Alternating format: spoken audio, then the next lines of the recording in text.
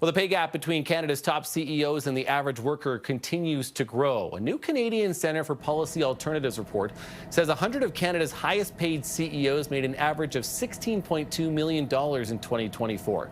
That's about 248 times more than the average Canadian worker and surpasses the previous record of $14.9 million set in 2022. The CEO of Shopify topped the list with a paycheck of over $205 million. Joining me now to talk more about this is DT Cochrane, who's a senior economist with the Canadian Labour Congress. Thanks for being here. Thank you for having me. It's an interesting gap as we talk about this too, but take us through from what you've seen and the reasoning behind this, why that CEO pay has grown at such a faster rate than workers' wages.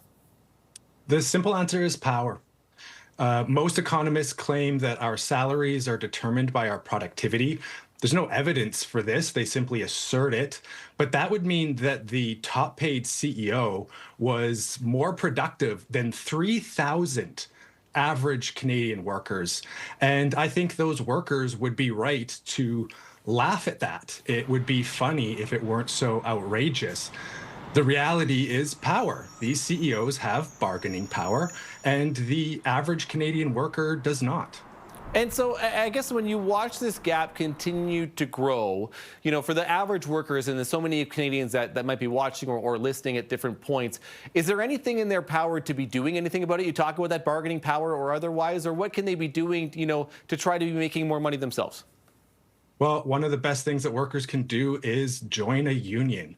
As the unionization rate in Canada has fallen, the gap between the rich and the poor has grown. That is not a coincidence. When more workers belonged to unions, they had more bargaining power, and that meant they were able to generate higher salaries relative to those at the top.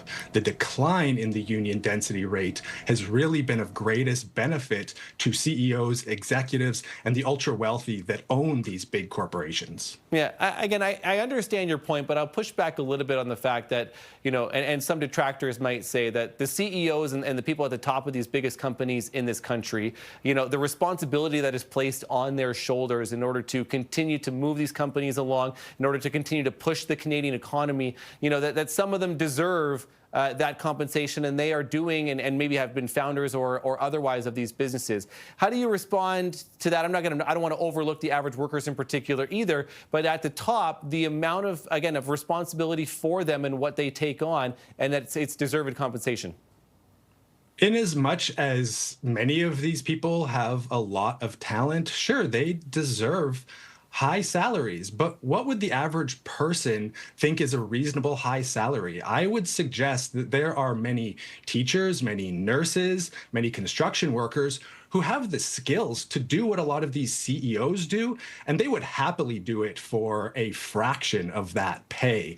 The CEOs have mostly risen the ranks of the companies that they're now leading. The people on the board who decide what they're going to be paid are their chums. A lot of this is personal connection, and little of it has to do with the actual value that they're contributing to the Canadian economy.